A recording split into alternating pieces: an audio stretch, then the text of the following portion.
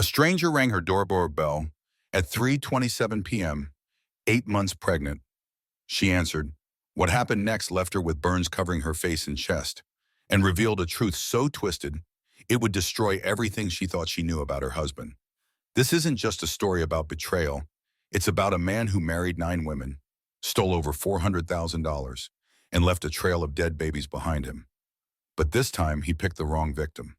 Because this elementary school teacher hiding in a modest duplex, she was a hospital heiress, and her mother was about to unleash hell. If you're ready for a story of survival, justice, and shocking twists, hit that like button and settle in. Trust me, you'll want to hear how this ends. Let's begin. The doorbell rang at 3:27 on a Monday afternoon. Paige Sullivan, 8 months pregnant and exhausted from a long day teaching second grade, waddled to the front door of her modest duplex. She pressed her hand against her lower back, trying to ease the ache that had been building all week. Through the peephole, she saw a blonde woman in her mid-20s, someone she had never seen before. "Can I help you?" Paige called through the door. "Package for Paige Hayes," the woman said, holding up a brown box. Paige unlocked the deadbolt. The moment the door cracked, everything went wrong. The woman hurled the contents of a large pot directly at Paige's face and chest. Scalding liquid splashed across her skin. The smell of cooking oil filled the air. Paige screamed and stumbled backward, hands instinctively going to her burning face. The pain was instant and unbearable. Her skin felt like it was melting. "That's what you get, you stupid bitch!" the blonde woman shrieked. "He's mine, he was always mine." Paige collapsed to the floor, still screaming. The woman ran. Paige heard footsteps pounding down the sidewalk, then a car door slamming and tires screeching. Within seconds, her neighbor, Mrs. O'Brien, was at the door. "Oh my God, Paige!" The older woman pulled out her phone with shaking hands. 911, I need an ambulance right now. A pregnant woman has been attacked. She has severe burns. Paige tried to stay conscious. She touched her face and felt wetness. When she pulled her hand away, she saw skin. Her stomach cramped violently. "The baby," she whispered. "Please, the baby." Mrs. O'Brien knelt beside her. "Oh, Monique, you're going to be okay, honey. Help is coming. Stay with me." Paige could hear sirens in the distance, getting louder. She fumbled for her phone and tried to call Connor. It rang and rang. No answer. She tried again. Voicemail. Where was her husband? The paramedics burst through the door 90 seconds later. A young man in a Navy uniform took one look at her and his expression changed. "Oh God, third-degree burns on face, neck, and chest." "Ma'am, how far along are you?" 32 weeks. Paige managed to say through the pain. "She's pregnant," the paramedic called to his partner. "We need to move now." They lifted her onto a stretcher. Everything hurt. The air on her burns was agony. Paige kept trying to call Connor as they loaded her into the ambulance, but he did not pick up. "Do you know who did this?" the female paramedic asked as she started an IV. "I don't know her," Paige said. "Well, I've never seen her before in my life." In the ambulance, racing toward Mercy General Hospital, Paige felt another sharp cramp. She looked down and saw blood on her legs. "Something's wrong," she said. "The baby. Something's wrong with the baby." The paramedics exchanged a glance. "We're almost there, the woman said, but her voice was tight with worry. Paige closed her eyes and tried to breathe through the pain. She thought about the text messages she had been receiving for the past 3 days. Messages from an unknown number. "He doesn't love you. That baby is trapping him. He's mine. Back off or else." She had shown them to Connor yesterday morning. He had barely glanced at his phone. "Block the number," he had said. "It's probably some crazy ex-girlfriend. You know how women can be." "Which ex-girlfriend?" Paige had asked. Connor had kissed her forehead. "Does it matter, ancient history? Babe, don't stress about it. Stress isn't good for the baby." Now, as the ambulance pulled into the emergency bay, Paige realized she should have asked more questions. She should have trusted her instincts, but it was too late now. The emergency room doors burst open. Nurses surrounded Paige's stretcher immediately. Female, 28 years old, 32 weeks pregnant, third-degree burns covering approximately 20% of body surface area. The paramedic rattled off. Possible premature labor. Blood pressure elevated at 160/95. A doctor appeared, scanning Paige's face and chest. Get her to Trauma Bay 3. We need OB down here. Stat. Someone paged Dr. Reed. They wheeled her through a maze of hallways. Paige tried to focus on the ceiling tiles passing overhead. Anything to distract from the burning pain. A nurse leaned over her. Honey, I need some information for registration. What's your full name? Paige Hayes, she said automatically. Insurance. Paige hesitated. This was the question she had been dreading for 4 years. Sullivan. Paige Sullivan. The nurse typed into a computer, then stopped. Her eyes widened. Sullivan, as in the Sullivan family, as in this hospital. Before Paige could answer, the computer beeped loudly. A red banner appeared across the screen. Board member family. Alert administration. Oh my God, the nurse whispered. Within minutes, an older doctor in scrubs appeared. He had silver hair and kind eyes that went wide when he saw Paige's face. My God. Paige Sullivan. Paige started crying. Please don't tell my mother. Dr. Harrison Blake had worked with her late father for 20 years. He pulled up a stool and sat beside her stretcher. Honey, she owns this hospital. She already knows. As if on cue, the trauma bay doors slammed open. Eleanor Sullivan swept in wearing a designer suit and heels, her expression a mask of controlled fury. Paige had not seen her mother in 4 years. Not since the wedding Eleanor had refused to attend. Eleanor stopped when she saw the burns. For just a moment, her icy composure cracked. Her hand went to her mouth. Who did this to you? Mom, I. Who did this? Paige broke down completely. I don't know her name. She just showed up and threw boiling oil on me. She said he was hers. She said another cramp hit her. She gasped. Eleanor's jaw tightened. She turned to Harrison. Status of the baby. Showing signs of distress. We're monitoring. Where is your husband? Eleanor asked Paige, her voice cold. He's not answering his phone, but I think he's with her. Eleanor's expression darkened further, but before she could respond, a police officer entered. Officer Diane Ross was in her late 30s with sharp eyes and a no-nonsense demeanor. She pulled out a notepad.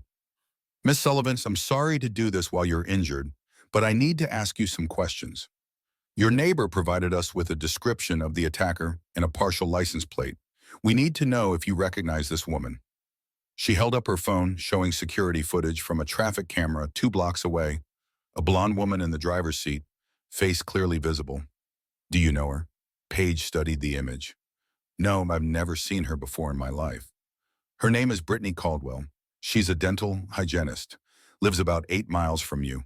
Does that ring any bells? No. Officer Ross scrolled through her phone. Miss Sullivan, we checked her call logs. She called your husband 47 times yesterday. The room went silent. Paige felt like she could not breathe. 47 times. Yes, ma'am. And he called her back 19 times.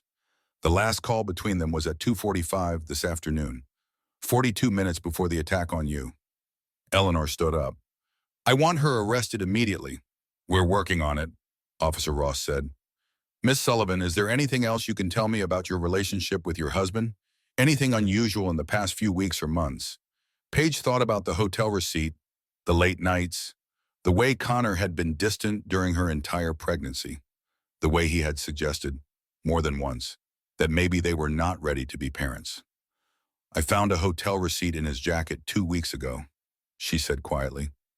He said it was from a client meeting. What does your husband do for work?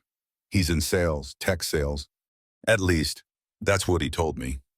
Officer Ross and Eleanor exchanged a look that Paige did not like. Before anyone could say more, alarms started beeping. The fetal monitor showed the baby's heart rate dropping rapidly. She's in distress, Harrison said, his voice urgent. We need to get this baby out now. Prep for emergency C-section. Everything happened fast. Nurses rushed in. Someone was putting a mask over Paige's face. Wait, Paige said, fighting the anesthesia. Is she going to die? Please, please. Eleanor grabbed her hand. She's a Sullivan. She's a fighter. The last thing Paige heard before the world went dark was Harrison's voice. We're losing the heartbeat. Let's move. People. Paige woke up in a recovery room. Her throat was dry. Her body ached. For a moment, she could not remember where she was or what had happened. Then everything came flooding back. The attack, the hospital, the baby. My baby, she tried to say, but her voice came out as a croak. She's alive. Paige turned her head. Her mother was sitting in a chair beside the bed, and Eleanor Sullivan was crying. Eleanor Sullivan never cried. 4 pounds, 2 ounces, her mother said, wiping her eyes with a tissue. She's in the NICU, but she's breathing on her own. She's strong. Paige, just like you. Relief flooded through Paige so intensely that she started sobbing. Can I see her? In a few hours, when you're stronger, the doctors want to monitor you. Your blood pressure is still high, and the burns need careful attention. Paige looked down at her hands. They were wrapped in gauze. Her chest was bandaged. She could not see her face, but she could feel the tightness of the damaged skin. How bad is it? 3rd-degree burns on your left cheek, neck, and upper chest. You'll need skin grafts. But you're alive, and your daughter is alive. That's what matters. What are we going to name her? Paige asked. Eleanor smiled through her tears. I thought maybe Harper, Eleanor Sullivan, not Hayes. You're not married to that man, Eleanor said, her voice turning cold. At least, not legally. Paige's stomach dropped. What do you mean? Before Eleanor could answer, the door opened. A man in his 40s entered, carrying a briefcase. Mitchell Grant had been the Sullivan family attorney for 15 years. Paige, I'm sorry to bother you while you're recovering, but there's something you need to know. The police found Brittany Caldwell an hour ago, where Mitchell and Eleanor exchanged a glance. At your husband's apartment. Paige frowned. We don't have an apartment. We have the duplex. He has an apartment, Mitchell said carefully. On Riverside Drive. He's had it for 18 months, and Brittany Caldwell lives there with him. She's on the lease as his co-tenant. The room tilted. That's not possible. Mitchell opened his briefcase and pulled out a folder. I'm afraid it is. Officer Ross sent me these. I wanted to review them before showing you, but you need to see them. He laid out photos on the hospital bed. Connor and Brittany on a beach vacation. Connor and Brittany at someone's wedding. Connor and Brittany wearing matching Christmas sweaters in front of a tree. This isn't just an affair. Paige, this is a double life. Paige stared at the photos. In several of them, Brittany was wearing a ring, a wedding ring. When were these taken? The Christmas photo is from 2 years ago. The beach vacation was last summer, while you were on that teachers' conference in Denver. Paige remembered that conference.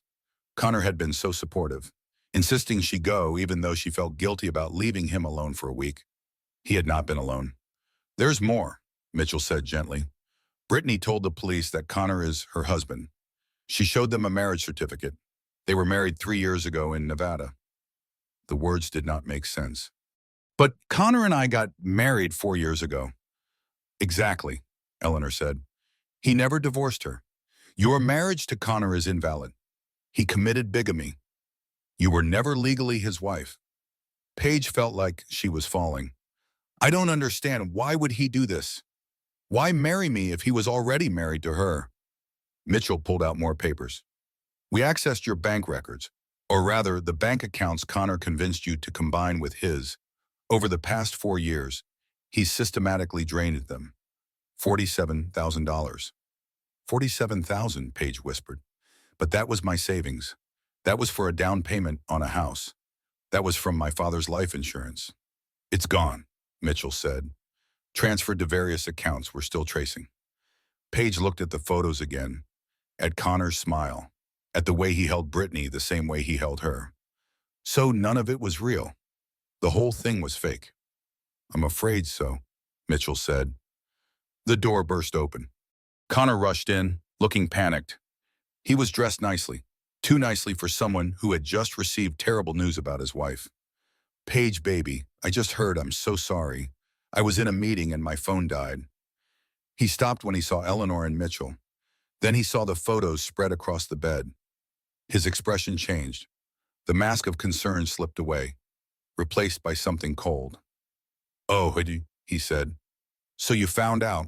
Paige stared at the man she thought she knew, the man she had married, the man who was the father of her daughter. Connor, where have you been living? What? He tried to look confused. Home with you. So you don't have an apartment on Riverside Drive? Connor's jaw tightened. Paige, let me explain. Explain what? Eleanor stood up, her voice sharp as a blade. Explain how you committed bigamy. Explain how you stole my daughter's money. Explain how your real wife tried to murder my daughter and my grandchild. Brittany is not my real wife. Connor said, Paige's, that thing with Brittany was a mistake. A Vegas wedding when I was drunk. It doesn't mean anything. Then why have you been living with her for 18 months? Mitchell asked calmly. Why does your Christmas card from last year feature both of you? Connor's face flushed. I was trying to figure out how to tell Paige. I didn't want to stress her out during the pregnancy. How considerate, Eleanor said coldly. Security, Tawai. 2 hospital security guards appeared at the door. Escort this man out of my hospital. If he attempts to return, call the police and have him arrested for trespassing. You can't do this, Connor said, his voice rising. Paige, tell her, I'm your husband. I have rights. You're not my husband, Paige said quietly. You were never my husband. Well, that baby is my daughter. You can't keep me from her. The security guards took Connor by the arms. He struggled, still shouting as they dragged him toward the door. I'm her father. I have rights, Paige. Don't do this. We can work this out. I love you. The door closed. His voice faded down the hallway. Paige lay back against the pillows. Her entire body hurt, but not just from the burns. This was a different kind of pain, deeper and more devastating. How could I be so stupid, she whispered. You weren't stupid, Eleanor said, sitting back down. You were trusting. There's a difference. I should have known.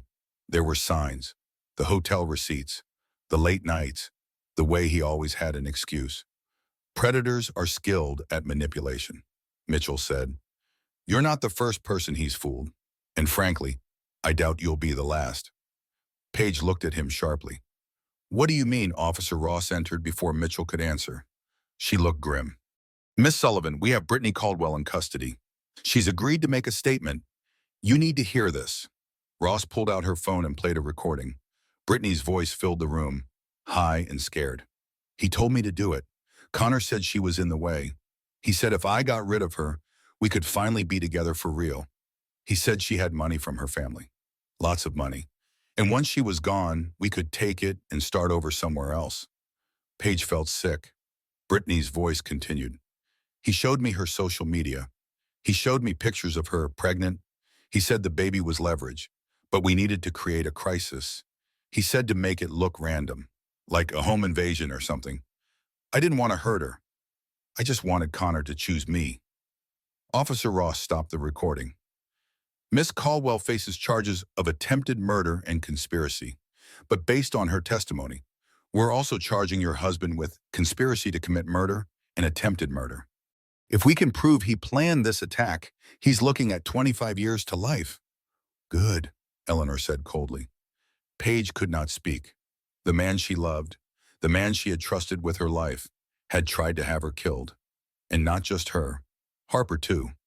There's one more thing, Officer Ross said. When we searched Connor's apartment, we found financial records. He has detailed logs of money taken from various women over the past 7 years. You're not his first victim, Miss Sullivan. You're his 5th. Jules Porter burst into the hospital room at 6 that evening. Paige's best friend since college had tears streaming down her face. I should have told you, Jules said, rushing to Paige's bedside. Oh, I'm so sorry. I saw him with her weeks ago, and I should have said something immediately. What do you mean you saw him? Jules pulled out her phone with shaking hands. I was shooting a wedding 3 weeks ago. I saw Connor at a restaurant across the street. He was with a blonde woman. They were kissing. I took pictures. She showed Paige the photos. Connor and Brittany at an outdoor cafe, holding hands, laughing. In one photo, they were kissing. In another, Connor had his hand on Brittany's stomach in a protective gesture that made Paige's heart crack. I wanted to tell you right away, Jules said, crying. But you were so close to your due date. I thought the stress might hurt the baby. I was going to tell you after Harper was born. I'm so sorry. Paige, if I had just said something. This isn't your fault, Paige said, but she felt a flash of anger. Why had everyone been trying to protect her? Why had no one thought she deserved the truth? Eleanor spoke up. Jules, you said you were shooting a wedding. Do you remember which one? The Brennan Shaw wedding. Why, well, do you keep records of all the weddings you photograph? Of course, I have a database going back 6 years. I need you to look through your files. Eleanor said, check if Connor appears in any other wedding photos. Jules frowned but pulled out her phone. She scrolled through her archive for several minutes. Then her face went pale. Oh my God, he's in 3 other weddings. September 2020, June 2021, and March 2022. Were those his weddings? Officer Ross asked. No, he's in the background, talking to women, different women each time. Jules zoomed in on the photos. And he's wearing a wedding ring in all of them. Mitchell leaned forward. Can you identify any of these women? I'd have to check the couple's guest lists, but I might be able to figure it out. Officer Ross took Jules's phone. I'm going to need copies of all these photos. This could be evidence of a larger pattern of fraud. As Officer Ross made arrangements with Jules, the door opened again. A man in his 30s entered hesitantly. He had Connor's eyes but a kinder face. I'm looking for Paige Sullivan, he said. My name is Trent Hayes. I'm Connor's older brother. I think we need to talk. Eleanor stood up protectively. If you're here to defend him. I'm not, Trent said quickly. I'm here to warn you. I should have done it 4 years ago. Before the wedding, I'm so sorry. Paige studied him. Warn me about what? Trent pulled out a folder, his hands shaking. My brother's real name is Connor Dalton. Hayes is our mother's maiden name. He started using it 7 years ago when things got complicated. What things? Mitchell asked. He's wanted in 3 states for marriage fraud. He's done this at least 6 times, probably more. Trent laid out his own collection of photos. Different women, different weddings. Always Connor with his charming smile. This is Rachel Meyer. She was a teacher in Ohio. Connor married her in 2017, drained $60,000 from her savings account. She thought they were buying a house together. He disappeared after a year, right after she had a miscarriage. He laid out another photo. This is Jennifer Ortiz, nurse in Texas. Connor married her in 2018 using a fake ID. She inherited $50,000 from her father's estate. 6 months later, the money was gone and so was Connor. She also miscarried. Another photo. Ashley Warren, accountant in Colorado. 2019, lost her entire retirement fund, $80,000, had a miscarriage at 5 months. Paige felt cold. They all miscarried. All of them, Trent said grimly. Connor has never actually had a child that survived. At first, I thought it was terrible luck. But then I started noticing patterns. What patterns? Officer Ross asked. Alert now. He always insisted they take certain vitamins. He always controlled their diets during pregnancy. And several of the women mentioned having severe cramping right after eating meals Connor had prepared. The room went silent. You think he was deliberately causing the miscarriages? Mitchell said, I couldn't prove it. But yes, I think once he got what he wanted, access to their money, the pregnancy became a liability. A baby would make it harder for him to disappear. Paige touched her bandaged stomach. He tried to get me to take vitamins, special ones he ordered online. I refused because they made me nauseous. That may have saved Harper's life, Eleanor said quietly. Trent sat down heavily. I should have stopped him years ago. After Rachel, I confronted him. He laughed and said I was jealous of his success. After Jennifer, I tried to warn Ashley, but she didn't believe me. She thought I was just a bitter family member. By the time I realized Brittany existed, Connor had already targeted you. Paige, I tried to find you, to warn you, but he'd covered his tracks well. Why come forward now? Officer Ross asked. Because someone finally got hurt. All those years, I thought the worst he'd done was steal money and break hearts. But attempted murder, that's different. And when I saw the news about a pregnant woman being attacked with boiling oil, I knew it was connected to him somehow. Officer Ross stood up. Mr. Dalton, I need you to come to the station and make an official statement. We're building a case against your brother, and your testimony will be crucial. Whatever you need, Trent said. He looked at Paige. I'm sorry I didn't do more sooner.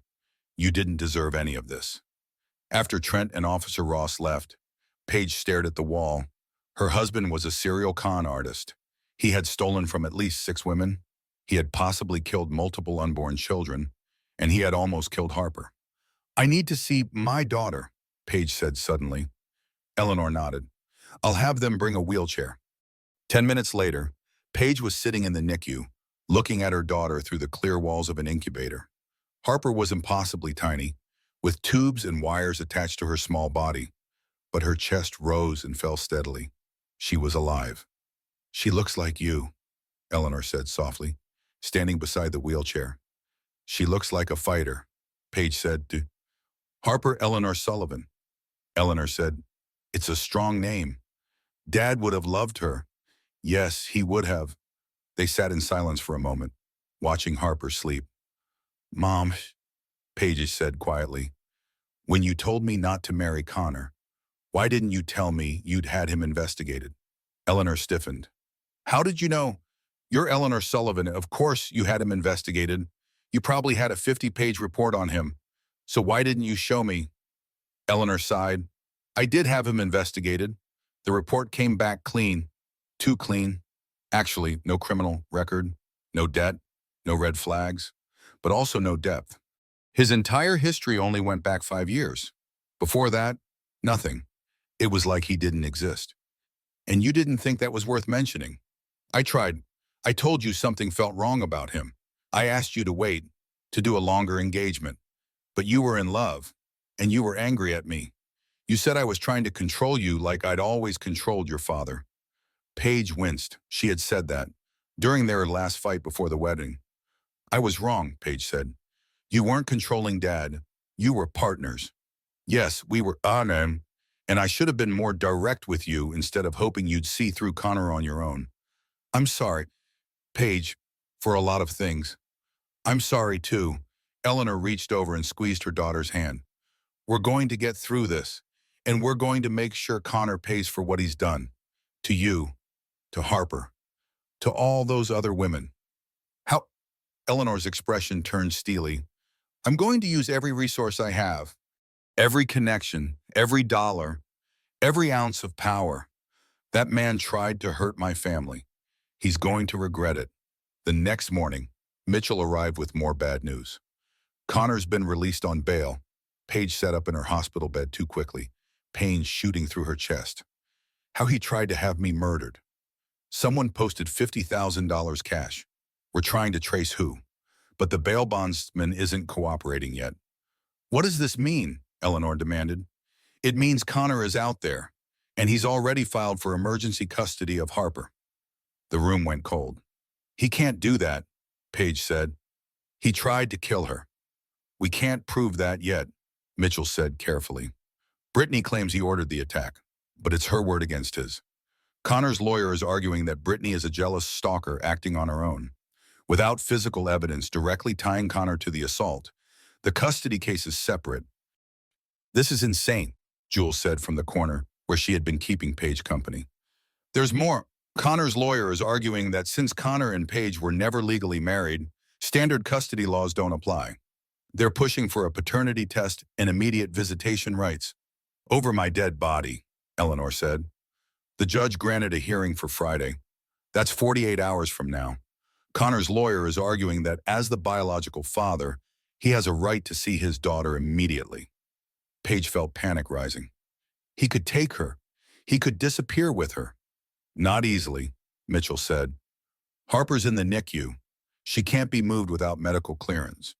But once she's stable enough to leave, he trailed off. Then we have 48 hours to prove he's dangerous, Eleanor said. She turned to Officer Ross, who had just entered. What do you have? Officer Ross looked frustrated.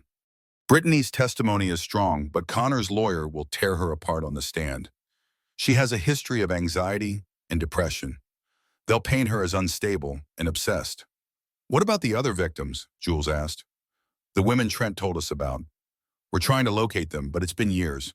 Some have moved, some changed their names, and getting them to testify about failed relationships and miscarriages is going to be traumatic. We need hard evidence. The storage unit, Trent said, entering the room. He had been working with the police all night. Connor has a storage unit he doesn't think anyone knows about. I found the rental agreement in some old emails. It's registered under one of his aliases. Officer Ross straightened. Where, North Side? I can take you there. We need a warrant, Officer Ross said. Then get one, Eleanor said. I'll call Judge Patterson directly if I have to. 2 hours later, Paige received a video call from Officer Ross. The detective was standing in front of an open storage unit. Paige, you need to see this? The camera panned across the space.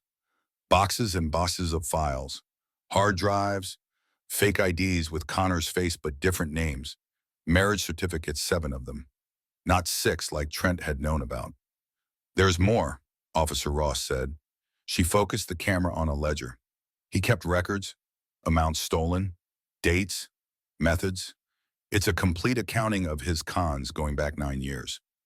Mitchell leaned over Paige's shoulder to see. That's over $400,000. And this, Officer Ross said, picking up a burner phone. She scrolled through the messages.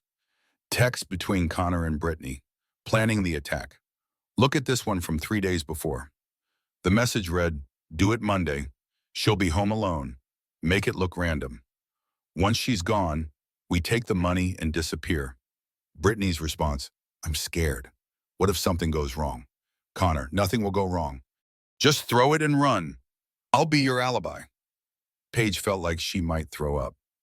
There's one more thing, Officer Ross said quietly. We found medication, drugs that induce uterine contractions, the same drugs that would cause a miscarriage if given to a pregnant woman. The camera focused on prescription bottles, all in different women's names, all filled at different pharmacies.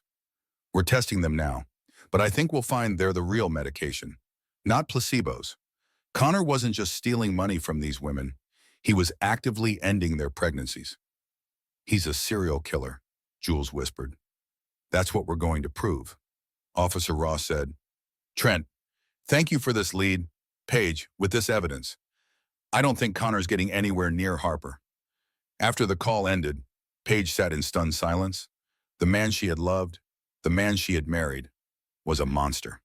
How many women had he hurt? How many babies had died because of him? We're going to stop him, Eleanor said, once and for all. But that night, as visiting hours ended and Jules left, Paige couldn't shake a feeling of dread. Connor was out on bail. He knew they were building a case against him, and desperate men did desperate things. At 11:27, Paige's phone buzzed, a text from an unknown number. I'm not going to prison, and I'm not losing my daughter. See you soon. Paige showed Eleanor, who was sleeping in a chair beside her bed. Eleanor's eyes flew open. She immediately called security. I want guards on the NICU. No one gets near Harper except approved medical staff. And I want someone watching Paige's room 24/7. Mom, you think he'll actually try something? Your husband already tried to have you killed once. Yes, I think he'll try again. Eleanor was right. At 11:59, the NICU alarm started blaring. Paige tore the IV from her arm and ran. She was only 2 days post-surgery, and every step sent pain through her abdomen. But she didn't care. Someone was trying to take her daughter. The NICU was in chaos when she arrived. Nurses were shouting. Security was running. And there, standing beside Harper's incubator with his hand on the plastic dome, was Connor. Put her down, Paige said, her voice deadly calm. Connor looked up. He was holding a court order. I have a right to see my daughter. That's a fake, a security guard said. We already checked with the court. No such order exists. Connor's charming mask slipped again. She's my daughter. Mine. You can't keep me from her. Watch me, Paige said. She moved between Connor and the newborn. Her stitches pulled. Blood seeped through her hospital gown. But she didn't move. Get out of my way, Paige. No. I'm her father. You're a con artist, a thief, a liar, and a murderer. Connor's expression turned ugly. Those other women meant nothing. But you, I actually loved you. You were supposed to be different. Different how? Different enough that you didn't try to kill my baby. Thanks so much for that special treatment.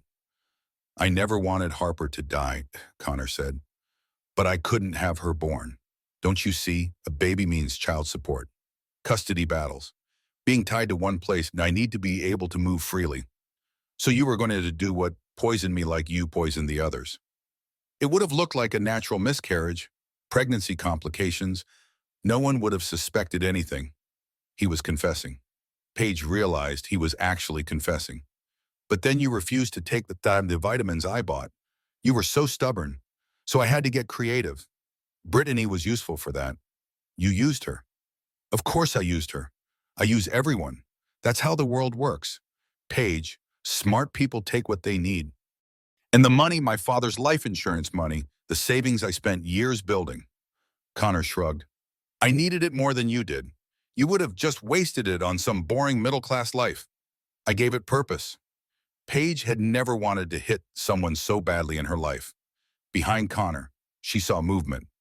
Eleanor had arrived with Officer Ross and 3 more police officers. They were positioning themselves at the exits. Paige needed to keep Connor talking. How many women, Connor, how many women have you done this to? Does it matter? It matters to me. Connor smiled, and for a moment he looked genuinely proud. 9, well, 8 successful ones. You were supposed to be number 9, but you got complicated. And the babies, collateral damage. That was when Eleanor moved. She stepped forward, her voice cutting through the room like ice. Connor Dalton, you're under arrest for attempted murder, conspiracy to commit murder, multiple counts of fraud, identity theft, and 8 counts of fetal homicide. Connor spun around and saw the police. His eyes widened. He looked back at Harper's incubator. No, Officer Ross said. Don't even think about it. But Connor did think about it. He reached for Harper, his hands moving toward the incubator's access door. Trent came out of nowhere. Connor's older brother tackled him from the side, sending both men crashing into a supply cart. Syringes and medical equipment scattered across the floor. Connor tried to get up, still reaching for the incubator. Harper's monitor started beeping as the movement jostled her tiny body. Jules appeared. Paige hadn't even seen her arrive and caught the incubator before it could roll away. Her photographer's reflexes saved Harper from being injured. Officers grabbed Connor and forced him to the ground. He fought, screaming, "She's mine. She's my daughter. You can't take her from me." "Watch us," Eleanor said coldly. Officer Ross snapped handcuffs on Connor's wrists. "Connor Dalton, you have the right to remain silent. Anything you say can and will be used against you in a court of law." Connor was still screaming as they dragged him out. "I'm her father. I have rights. Paige. Tell them." Paige didn't say anything. She just watched as the man she thought she knew was taken away in handcuffs. When the NICU doors finally closed and silence fell, Paige's legs gave out. Eleanor caught her before she hit the floor. "Someone get a doctor," Eleanor called. "She's bleeding." Medical staff rushed over. They got Paige into a wheelchair and checked her stitches. 2 had torn, but it wasn't serious. "You should not have run like that," a nurse scolded. "My daughter needed me," Paige said simply. Jules appeared beside the wheelchair, still holding Harper's incubator steady. "Is she okay?" A NICU nurse checked Harper's vitals. "She's fine, just a little jostled. This baby is tougher than she looks." Paige started crying. Relief, exhaustion, trauma. It all came out at once. Eleanor knelt beside the wheelchair and held her while she sobbed. "It's over," Eleanor said. "He can't hurt you anymore." "Is it really over?" Officer Ross approached, looking satisfied. "We recorded everything. His confession will seal the case. He's not getting bail this time. And with the evidence from the storage unit, we have more than enough to prosecute." "What about Brittany?" Paige asked. "She's cooperating fully. Her lawyer is negotiating a plea deal. She'll serve time, but significantly less than if she'd gone to trial." Paige looked at Harper, sleeping peacefully despite all the chaos around her.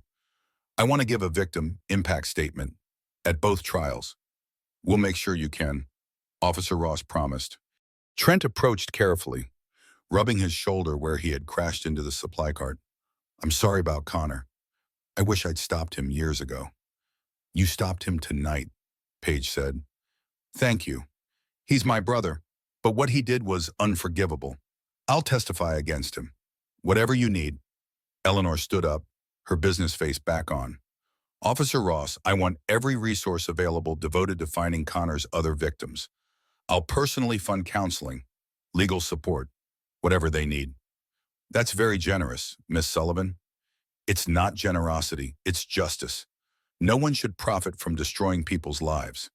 As they wheeled Paige back to her room, she looked back at the NICU one more time. Harper was safe. Connor was in custody. The nightmare was ending. But Paige knew the real work was just beginning. 3 months later, the courthouse was packed. Paige sat in the front row, flanked by Eleanor and Jules. Mitchell sat behind them with files full of evidence. Trent was there too, ready to testify against his own brother. Connor was led in wearing an orange jumpsuit, his hands cuffed in front of him. He looked thinner, older. When his eyes met Paige's, she didn't look away. The trial lasted 3 weeks. Prosecutor after prosecutor laid out the evidence, the storage unit contents, the fake IDs, the financial records of Shem, the burner phone with texts to Brittany, and then the victims testified. Rachel Meyer from Ohio took the stand, crying as she described how Connor had convinced her to combine their bank accounts, then vanished with $60,000 the day after her miscarriage. Jennifer Ortiz from Texas testified about the vitamins Connor had insisted she take, how she had started cramping violently after dinner one night, how she lost her baby at 17 weeks. Ashley Warren from Colorado described finding her retirement fund emptied and Connor gone without a trace. 4 other women told similar stories, each one more devastating than the last. When it was Paige's turn to testify, she walked to the stand with her head high. The burns on her face and neck were healing, but still visible. She would have scars for the rest of her life. Miss Sullivan, the prosecutor said, please tell the jury what happened on the afternoon of September 11th. Paige told them everything. The doorbell ringing, the boiling oil, the desperate ambulance ride, waking up to learn her entire marriage had been a lie. And what happened when you discovered Connor Dalton had been living a double life. I realized I was just a target, another woman with savings he could steal, another pregnancy he could terminate. He never loved me. I was just a mark in his con. How has this affected you? Paige touched the scars on her neck. I have nightmares. I'm afraid to answer the door. I flinch when people approach me too quickly. But I'm healing. And my daughter is alive, which is more than 8 other women can say about their babies. Connor's lawyer tried to discredit her during cross-examination, suggesting she had known about Brittany all along and was playing victim for sympathy. If you knew your husband was having an affair, the defense attorney said, why didn't you leave? I didn't know, and that's how con artists work. They're very good at lying. But you must have suspected something. Yes, I suspected something was wrong, but suspecting and knowing are different. And every time I asked questions, Connor had explanations. He was that good at manipulation. The defense attorney frowned. Isn't it possible you're exaggerating the extent of my client's deception because you're embarrassed about being naive? Paige looked directly at Connor. The only person who should be embarrassed is your client. I was trusting. He was a predator. Those aren't the same thing. The jury deliberated for 4 hours. When they returned, the 4 women stood up. On the charge of attempted murder, we find the defendant guilty. On the charge of conspiracy to commit murder, we find the defendant guilty. On 8 counts of fetal homicide, we find the defendant guilty. On multiple counts of fraud and identity theft, we find the defendant guilty. Connor's face went white. His lawyer slumped in his chair. The judge set sentencing for 2 weeks later. On sentencing day, Paige gave her victim impact statement. Harper, now 6 months old and healthy, sat on Eleanor's lap in the front row. Your Honor, Paige said, her voice steady. Connor Dalton stole my money, my trust, and nearly my life. But he couldn't steal my strength. That was always mine. He's left me with scars I'll carry forever. But he's also taught me something valuable. I'm stronger than I ever knew. She looked at Connor one last time. I hope you spend every day of your prison sentence thinking about the lives you destroyed, the women you betrayed, the babies you killed, and I hope you live long enough to know that we all survived you. The judge sentenced Connor to 35 years in prison with no possibility of parole. As they led him away, Connor looked back at Paige. No charming smile now, just emptiness. Brittany's trial was shorter. She pleaded guilty and agreed to testify against Connor in exchange for a reduced sentence. The judge gave her 8 years instead of the 25 she could have received. At her sentencing, Brittany turned to Paige. "I'm so sorry. I was so stupid. He made me think I was helping us be together. I didn't realize I was just another tool he was using." Paige thought about saying something cruel, but she was tired of anger. "I forgive you," she said instead. "Not for you, for me, because I'm not going to let what happened to me turn me into something ugly." Brittany started crying. "Thank you. I don't deserve that." "No, you don't, but I'm giving it anyway." As Paige left the courthouse for the last time, reporters shouted questions. She ignored them all and climbed into Eleanor's car, where Harper was strapped safely in her car seat. "How do you feel?" Eleanor asked. "Tired, relieved, ready to move forward." Eleanor smiled. "Then let's go home." 6 months later, Paige stood in front of her second-grade class, watching her students work on their art projects. One little girl held up a painting of her family. "Miss Sullivan, do you like it?" "It's beautiful, Emma. Your family looks very happy." The school day ended at 3:15. Paige picked up Harper from the daycare center attached to the school and drove to Mercy General Hospital. Eleanor was waiting in her office. At 60 years old, she was still commanding, but there was a softness to her now that hadn't been there a year ago. "Ready?" Eleanor asked. "Ready." They walked down to the hospital's main conference room. Inside, 20 women were gathered. Some were young, some were middle-aged. All of them had been victims of marriage fraud. This was the third meeting of the Sullivan Foundation Support Group. What had started as a way for Paige to process her trauma had grown into something bigger. "Welcome, everyone," Paige said, standing at the front of the room with Harper on her hip.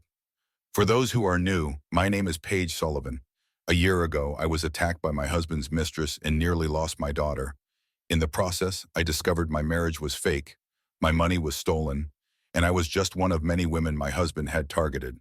She gestured to the other women. "Everyone in this room has experienced marriage fraud in some form. You've been lied to, stolen from, emotionally abused, and gaslit into thinking you were crazy. But you're not crazy. You were targeted by people who saw your trust as a weakness to exploit." A young woman raised her hand. "How do you move past it? How do you trust anyone again?" Paige smiled sadly. "Honestly, I don't know if I'll ever trust the same way again, but I've learned to trust differently. I trust my instincts now. I trust my friends. I trust my mother, and I'm learning to trust myself again." Another woman spoke up. "Do you regret the relationship even knowing how it ended?" Paige looked at Harper, who was chewing on her own fingers. "I got my daughter out of it. So no, I don't regret it entirely. But I regret ignoring the warning signs. I regret not asking more questions. I regret putting trust above evidence. That's what predators count on," Jules said from the back of the room. She had become a regular speaker at the foundation meetings. "They count on us being polite, being understanding, giving them the benefit of the doubt. They count on us valuing the relationship more than our own instincts." Eleanor stood up. "Which is why the Sullivan Foundation is offering free legal consultations, financial counseling, and therapy services to anyone who has been a victim of marriage fraud. We're also working with law enforcement to create a database of known con artists to help protect future victims." After the meeting, several women approached Paige to share their stories privately. Each conversation was heartbreaking and empowering at the same time. These women had survived. On the drive home, Jules rode with Paige and Harper. They had started a podcast together called The Con Stories of Marriage Fraud. It had gone viral within months, reaching hundreds of thousands of listeners. "We got an email from a woman in Canada," Jules said, checking her phone. "She says she just discovered her husband has another family in Seattle. Our podcast helped her realize she wasn't losing her mind." "Good," Paige said. "That's exactly why we do this." They stopped at Paige's apartment. She had moved out of the duplex she had shared with Connor and found a small place closer to her mother. Eleanor had offered to buy her a house, but Paige wanted to do it herself this time, slowly, carefully, on her own terms. Inside, Paige gave Harper a bath and put her to bed. As she sang a lullaby, she touched the scars on her neck absently.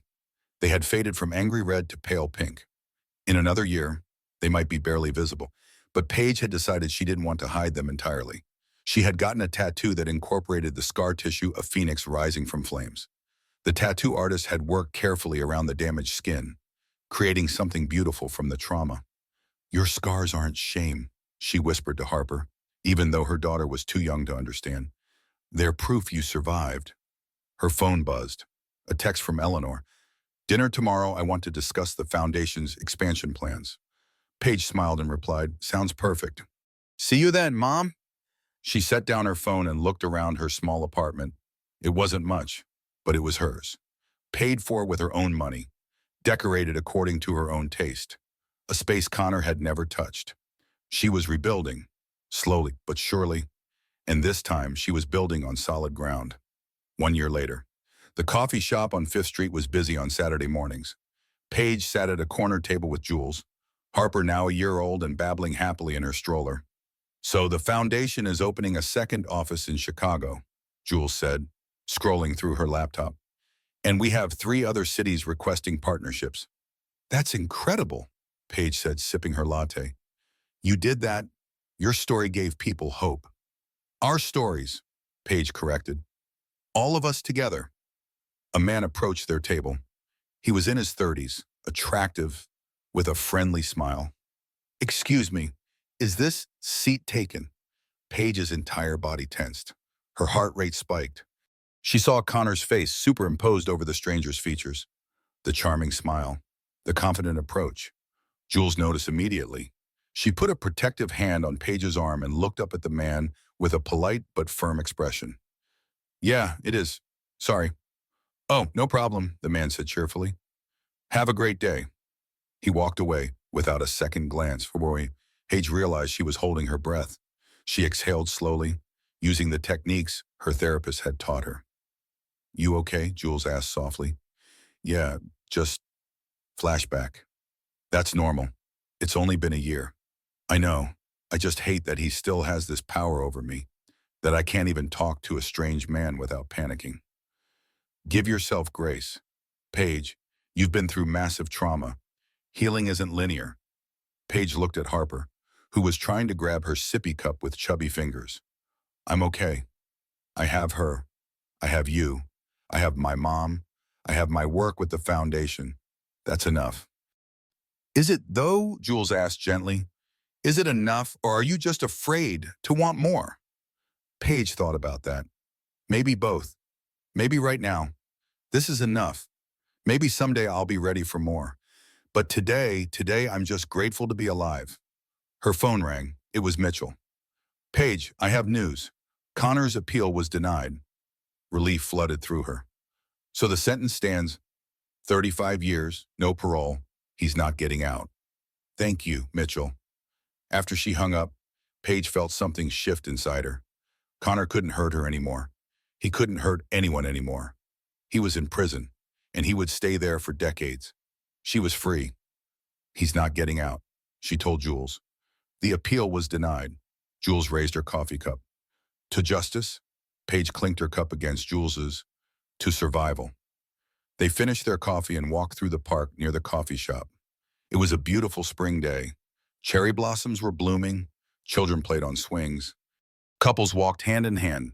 A year ago, Paige had been in a hospital bed, scarred and scared, wondering if she would ever feel normal again. Now she was here, walking in the sunshine with her daughter and her best friend, and she felt something she hadn't felt in a long time, peace. Not happiness, exactly, not yet, but peace, the knowledge that she was safe, that Harper was safe, that the worst was behind them. Eleanor called as they reached the parking lot. "Paige, are you free for dinner tonight? I want to celebrate." "Celebrate what?" "The Patrick Sullivan Memorial Fund just received a major donation. We're going to be able to help 3 times as many women this year." Paige smiled. Her father would have been so proud. "I'll be there. What time?" 6. "And bring Harper. She needs to spend more time with her grandmother." "She sees you 3 times a week." "Mom." "Not enough," Eleanor said firmly. "I lost 4 years with you. I'm not losing any more time with either of you." After dinner that night, Paige stood on the rooftop garden of Mercy General Hospital with her mother. They had brought Harper up to watch the sunset. the same rooftop where Paige's father had proposed to Eleanor 35 years ago.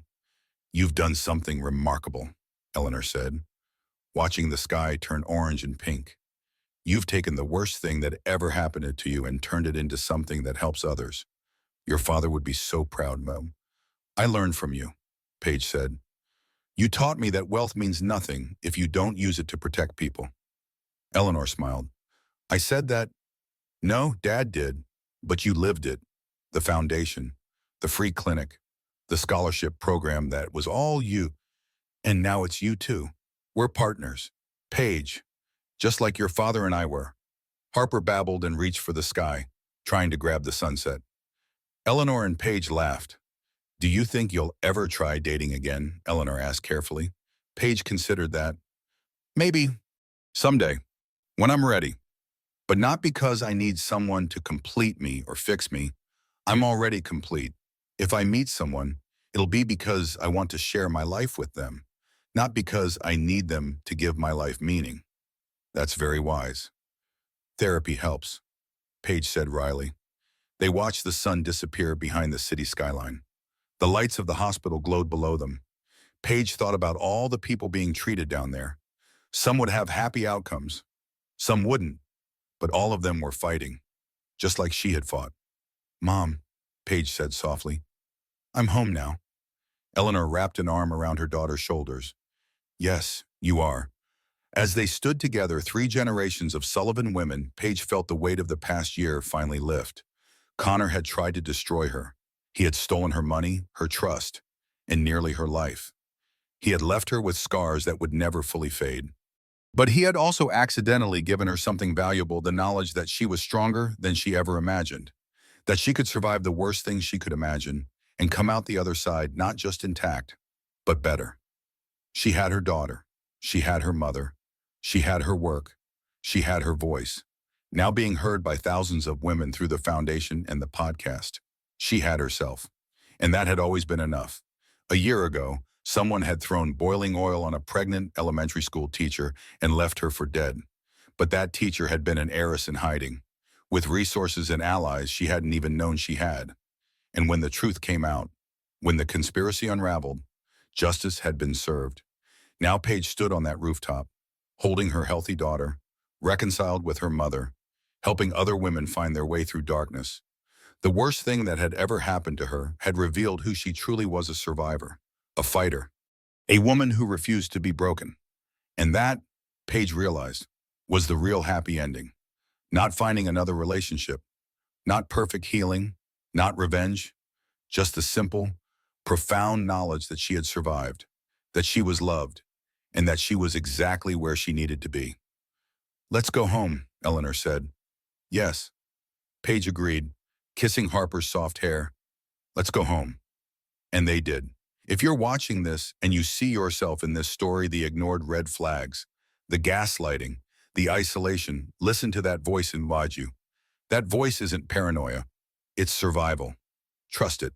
1 in 4 women experience domestic abuse. Marriage fraud affects more than 50,000 Americans annually. Trust your instincts. They're protecting you.